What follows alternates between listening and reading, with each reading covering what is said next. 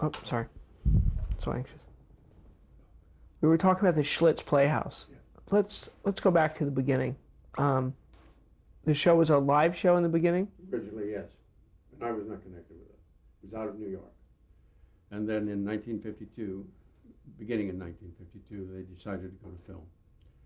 And that's when they made the deal with John Gibbs to package the show. Gibbs, I don't say he misled them, but he certainly didn't advertise that he'd never done a film show, and didn't know anything about film, and that's when he came to Hollywood. That's when I met him. That's when we made the rounds of potential producing companies, and eventually decided that we'd try to produce them ourselves because he wanted to retain ownership. So that's when we set up Meridian. And as I said, it was a very small staff. I had no assistant. We had one secretary. We didn't have a business affairs man. We had an accountant. I borrowed some paper and pencil from a lady at the Goldwyn Studios to make notes. We really started from scratch. The guy across the hall came over to see me and said he was an art director. His name was Serge Krisman. I hired him on the spot, stayed with me for 7 years and did all the way through Schlitz, Sinatra, and 20th Century Fox. But we built a unit from scratch and started shooting. The story material was, we had no story editor originally, though I eventually hired a story editor. I believe Buck Houghton at one time had that job with me. The material that we got was mostly from magazines. We'd buy a Saturday Evening Post story, a Liberty magazine story, for $500 or whatever it is, and get it adapted for another $1,000 at most. And I bought 208 stories and made 208 films. We never threw a script away. We couldn't afford to. Today, I'm a little amused when I see that there are 10 writers and $20 million going against a script. When I was making, I'm not comparing the little movies I made with today's movies, but we did a remarkable job of using what we had. Let's talk about picking the stories. Were you physically reading the magazines yourself? Yes. I mean, Gibbs had some literary agency contacts in New York. Also had some people who had written for the Robert Montgomery show. So he was originally sending me out a great deal of material. The problem was one script would be 80 pages long and the other one would be 22. You know, we just had to struggle with these things. But that's when we eventually brought in a story editor who did the reading and tried to find these. They were almost like O. Henry stories, you know, a half hour, you don't have a lot of time. And so mostly we bought published material and adapted it. Is there anything that makes a Schlitz Playhouse different than a GE or the other anthology series? Not really. I've thought about that, but not really. I think we did a very good job of getting material. I mean, when you consider that I couldn't pay more than $2,500 for a star, I had to have material that would attract stars other than just money. When you think back who did the Schlitz Playhouse, James Dean did a Schlitz. Tony Quinn did one. Edmund O'Brien, Charles Bickford, Vera Miles. You know, a lot of people would do the show because they thought it was pretty good material. The other unique thing about the show, and I don't think it was necessarily a plus, in those days, they integrated the commercial with the show to some extent. Bob Page gave the ad for Schlitz, you know, why you ought to drink Schlitz beer. And he did it in the sets that we had been using in the movie. It always jarred me because I felt it kind of intruded into the movie, the storytelling. But that was what they did, and they seemed to get away with it. In your involvement, tell us more about what you were doing with the series as an associate producer. Well, I was basically the producer because, as I said, we had no. Gibbs didn't want that credit because I don't think he wanted that blame if it failed, or maybe because he was also a literary agent and represented a lot of the actors and writers that I was hiring. He didn't feel a public. There was a conflict of interest. He didn't want to dramatize. So I started out, as I said, the associate producer. Then after the first 26 or something, I became the producer and stayed that. But we had a very small staff. I'm amazed that now, in looking back, how we got away with that. I'd love to run through some titles. And Yes. There was Billy Budd, which was based on Herman Melville. I wasn't involved. I think that was before they go into film. It was 50 Grand, starring Dane Clark. No, I think that's possible. I did use Dane Clark, and I don't remember that title. Autumn in New York with Polly Bergen. No, I don't think I was. I think, what, do you know the year on those? Because I think that's before I was involved. Then we also have the Unlit Road. Yeah, that the Unlighted Road. road. That was James Dean. I did that. Yes, it's interesting how he got cast, because my secretary, a lovely lady named Mary Jane Maney, who has since died, watched a lot more television than I did, and I had this little script called The Unlighted Road, and she said to me, James Dean would be great, and I said, who's James Dean? And she said, well, he's a wonderful actor. I've seen him on live television. And I said, Mary Jane, my show is called The Schlitz Playhouse of Stars. I can't star James Dean. I never heard of him. She said he'd be great. So I called the agent in New York, and I said, is James Dean available? And she said, yeah, but aren't you the film television series Schlitz Playhouse? I said, yeah, yes. She said, don't you have a top of the show of $2,500? You won't pay any actor more than $2,500. I said, yes. She said, well, I don't think he'd do it for $2,500. But if he does do it, he has to get top of the show. And I said, well, I'm not going to pay you top of the show. Thank you very much. So I called Steve Trilling. Steve Trilling was Jack Warner's assistant, and I knew him from the days that I played tennis with Warner. And I said, do you know an actor named James Dean? And he said, oh, God, do we know James Dean? We're trying to make a deal with him. We're trying to make a multiple picture deal with him. You can't get him, Bill. He said, we'd have to pay him at least $100,000 to do a movie, and, you're just dreaming. So I said, thank you, Steve. Hung up, I called the agent in New York, and I said, okay, I'll pay him $2,500 if you do it. And he did it. Came out to do the movie. It's the only film television show I think he ever did. He did live television, and of course he did films.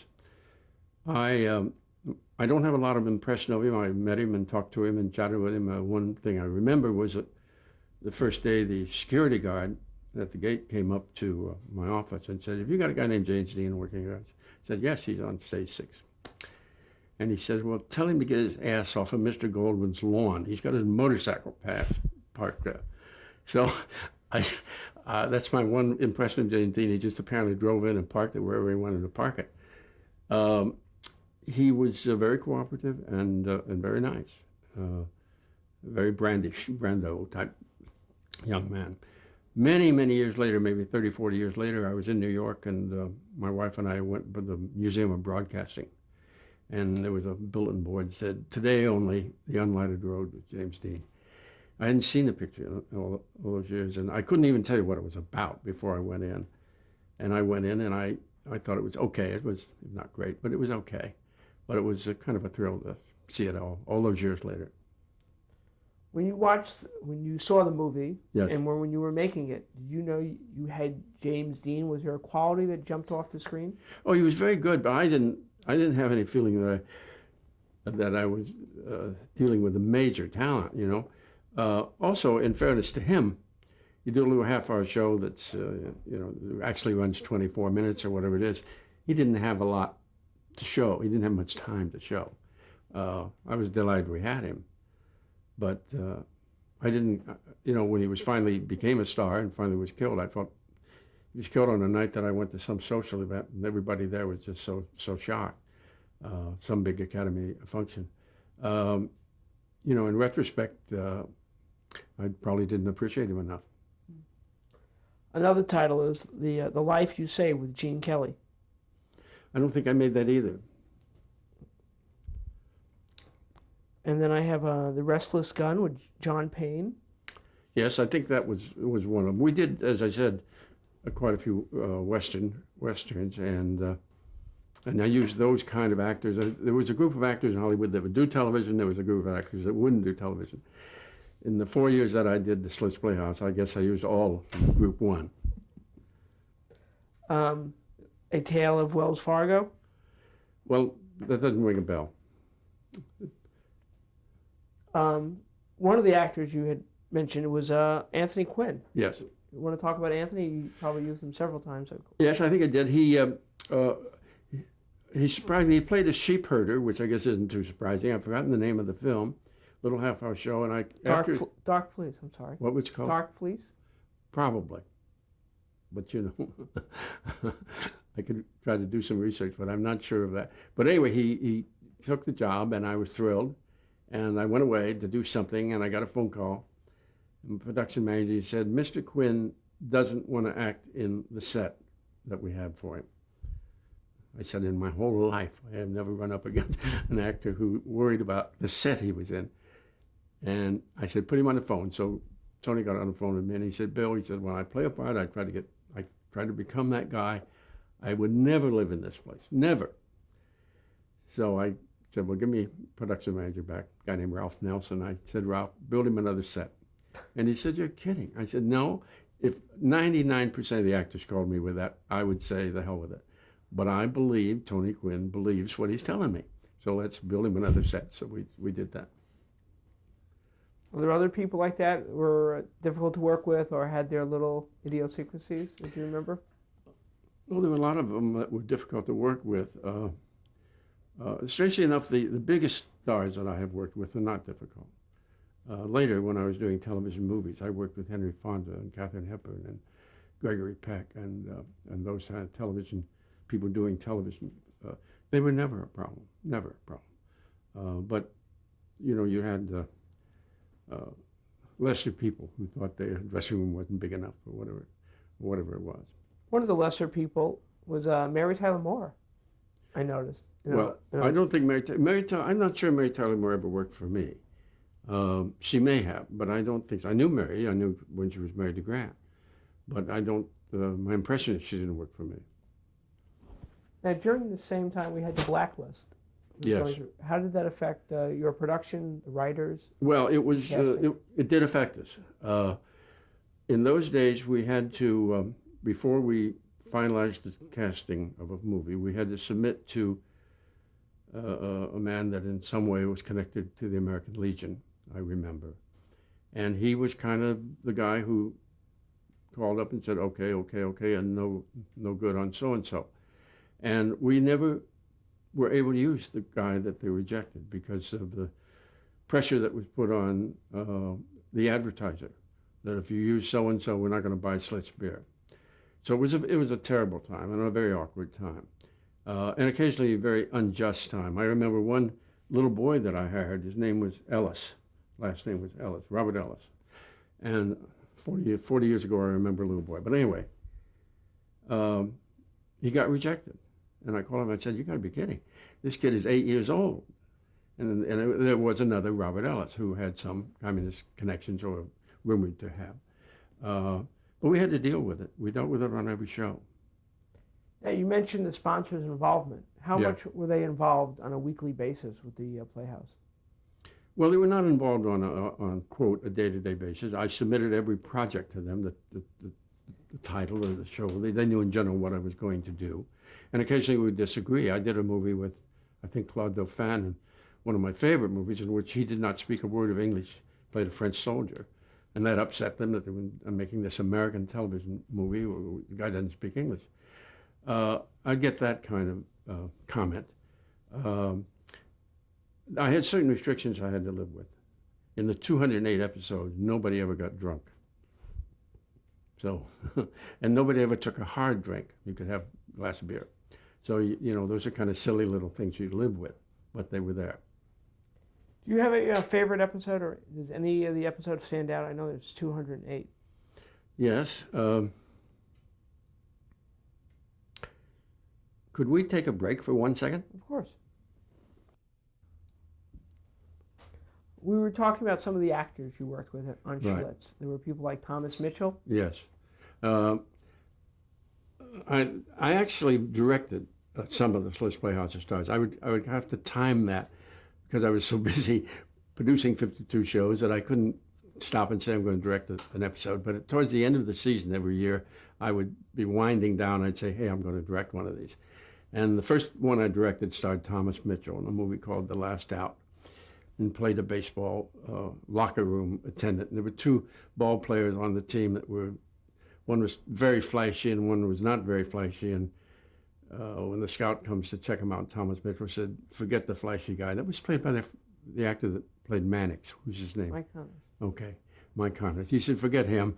He's all flash. Stick with this other guy, played by Dick Erdman. And Thomas Mitchell played the locker room attendant. First movie I ever directed. And I said to Mr. Mitchell on the day of rehearsal, you know, this is my first day. Please, you know, I need all the help I can get. And I must say, I'm worrying about a lot of things in the script. He said, why don't you wait till you hear me read it before you worry about anything in the script? And he was so right, because when a good actor, even if he gets a bad line, a good actor can usually pull it off. So Mitchell worked for me. But one other incident involving him, when he did not work for me, was I cast Victor McLaglen in a role. And I had sent the script to his agent, who sent it to his son, Andy McLaglen, who later became a good friend of mine, but at that time I'd never met him. And Andy said, my dad's not here, but I read the script. He'd love to do it, and he'll be there tomorrow morning for the one-day rehearsal. So when I got to the studio that morning, he said, you're urgently needed on the set. So I went to the set, and there was Victor McLaglen, who, you know, Academy Award-winning, wonderful man, soaking wet from sweat. And he said, Mr. Self, I can't play this part. I can't learn the lines. Andy should never have accepted it. I had no idea that you guys shoot these things in 1 and 2 and 3 days. He said, it would be a disaster. It would be a disaster, and I'd be embarrassed, and you would be over budget, and please let me out. And I said, Mr. McLaglen, I appreciate your honesty. And I said, I don't want to let you out until I can find a replacement, but I'm going to do that right this minute. So I called William Morris, and they said, well, Thomas Mitchell was available. And Thomas Mitchell knows you and likes you, and he'll do it. So Thomas Mitchell came over and started rehearsing. An hour later, I get a phone call from William Morris. Said, we made a terrible mistake. Thomas Mitchell was booked into another thing by our New York office. He's leaving tomorrow morning. He can't do your movie. And I said, okay.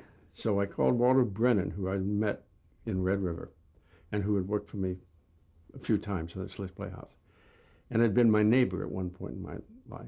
And I called Walter and I said, Walter, Victor McLaglen, Thomas Mitchell, and now you, I need help. And he said, I'll do it. And I've thought about that. And he came over and he did it. Today, with the high-powered agents and all the other things you have to go through, it would take me 2 weeks to solve that problem. I solved it in 1 day with 3 major television stars. Ronald Reagan worked for me in a movie where he played a great white hunter, and Barbara Billingsley played his wife or girlfriend. The only time I ever worked with Reagan. He was terrific. So I have no stories about Ronald Reagan other than he was just very, very professional. There was also John Ireland. Yeah, John Ireland worked for me, and of course I knew John Ireland from Red River. And John had a little drinking problem once in a while, which showed up on that particular occasion. But I relate another story that John Ireland was involved in, I'm quite sure. Shows what we went through. I had bought a little Western script, and I cast it, and I think Robert Flory was going to direct it. And I was sitting at home at night, and my production manager called, and he said, turn on your television set, channel so-and-so. I said, why? He said, turn it on. I saw the identical show I was going to start shooting tomorrow morning. Same names, same situation, same everything. I went to the office in the morning. I didn't have the writer's phone number. Called the writer, and he said, I knew I'd hear from you. He said, I'm terribly sorry. He said, I stole that story out of an obscure paperback. He said, I never thought anybody else would ever make that movie. And he said, I don't own the rights, and I just stole it. So, you know, what are you going to do?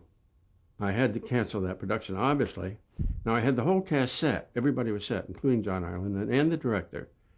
And I had another script in the office, which took place on a boat.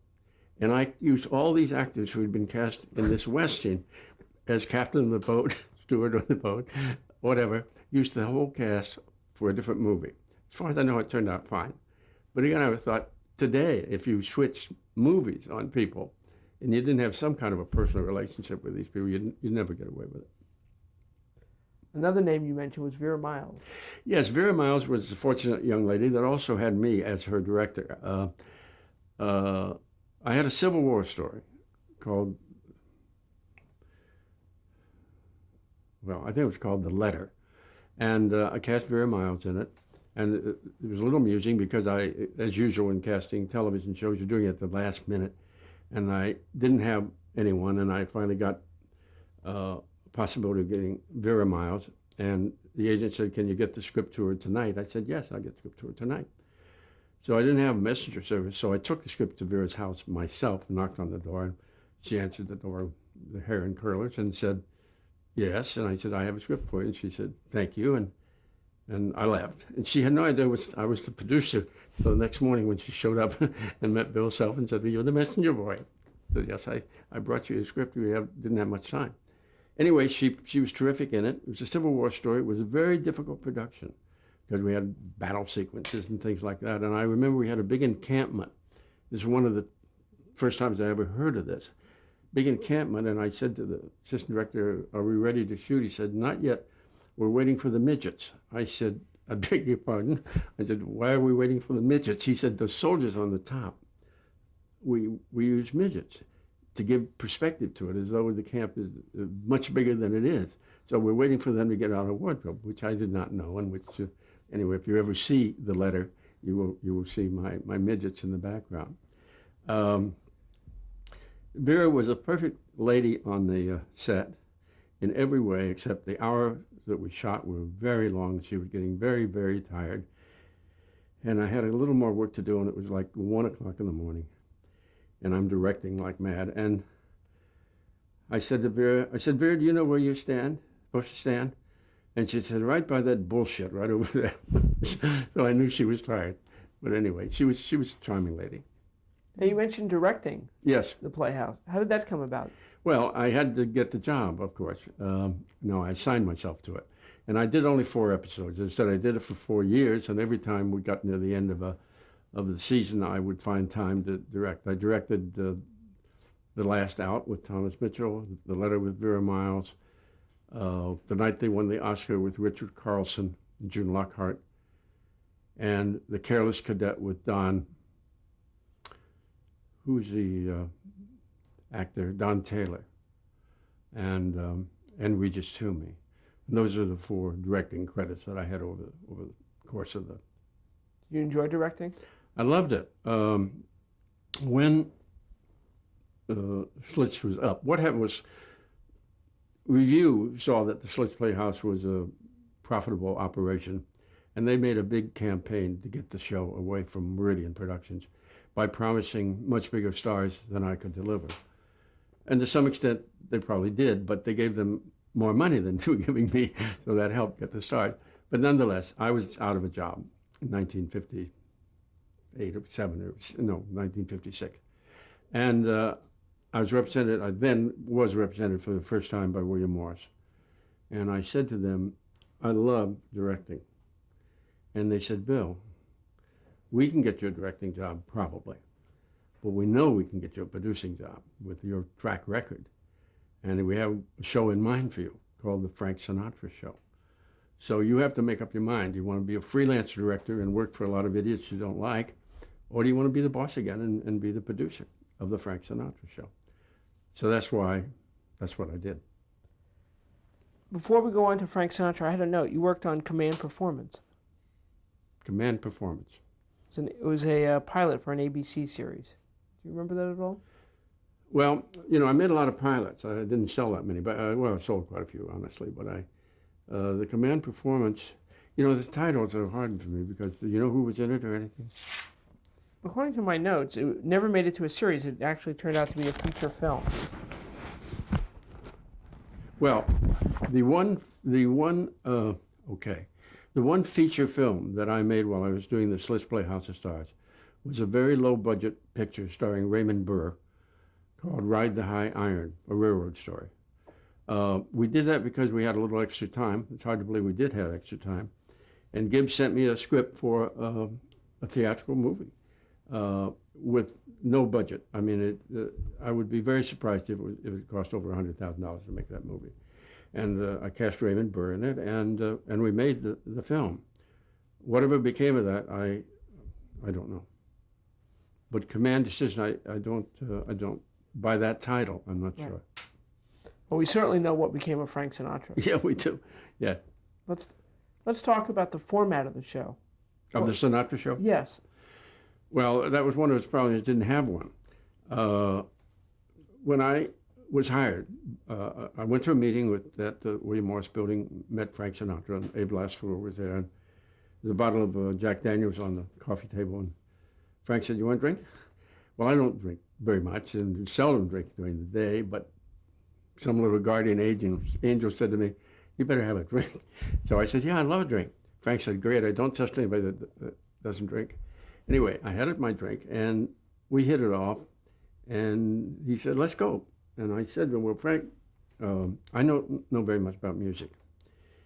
And he said, "And I know there's going to be a lot of music." And he said, "Bill, I know about music. Nelson Riddle knows about music. Don't worry about not knowing about music." Well, I was right and he was wrong, as I will tell you about in a moment. But anyway, I got that job. And the original format was he was going to play, he envisioned Bogart in Casablanca, having a cafe, and they would have guest stars come in and sing, and things would happen and so forth. For whatever reason, we went away from that and went to a format that was very strange in that about a third of the episodes, it was a half-hour show, except for the opening special, which I'll tell you about, which was an hour. But there would be a combination of little musicals with Frank singing and guest stars, variety.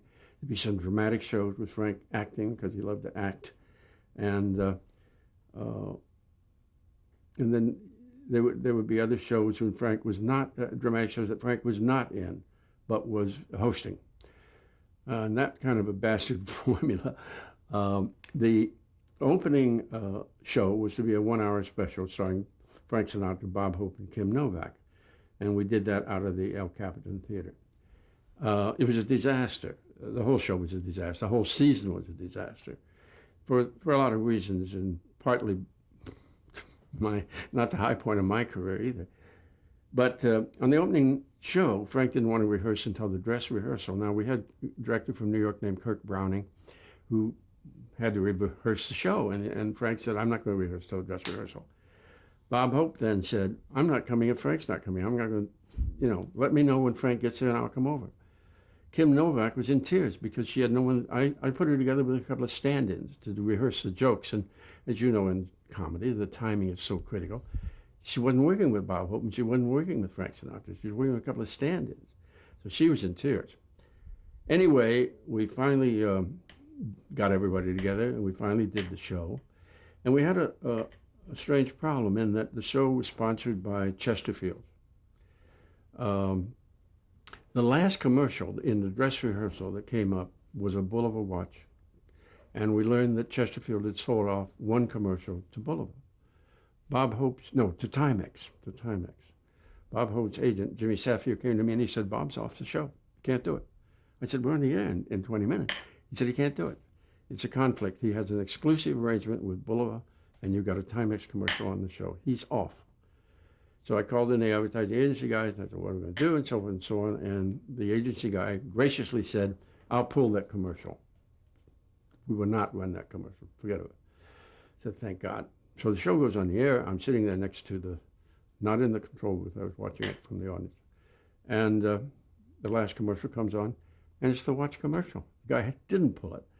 And Bob Hope got sued. There was a lawsuit. I think they canceled his contract. They didn't cancel, whatever it is. I never found out the answer to that. But that night was a disaster. And the rest of the show was a disaster because Frank didn't really want to.